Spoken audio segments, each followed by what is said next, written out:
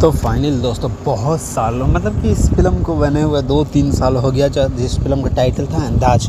और इसका पहली बार भोजपुरी इंडस्ट्री में ऐसा हो रहा है कि रिलीज डेट पहले दे दिया गया है। मतलब 11 अक्टूबर को फिल्म रिलीज़ होने वाला है थिएटर सिनेमा घरों में। और पोस्टर जिस तरह से बवाल लेवल का मतलब लुक है ना, इस फिल्म को कॉन्सेप्ट बहुत ज़बरदस्त था। और मतलब कि क्वालिटी भी फिल्म का बहुत ज़बरदस्त होने वाला है, स्टोरी भी बहुत ज़बरदस्त होने वाला है। और डायरेक्टर के बहुत अच्छे फिल्में पीछे आ रखी है। लेकिन देखते हैं आजकल जिस तरह से भोजपुरी फिल्म आ रहा है उस तरह से, लेकिन खेसारी लाल के जितनी फिल्म आते हैं सारे फिल्म बेस्ट होता है। मतलब कुछ अलग स्टोरी लेकर ज़रूर आते हैं। तो देखते हैं ये फ़िल्म किस लेवल के है। अभी तो फिल्म में आने में बहुत टाइम है।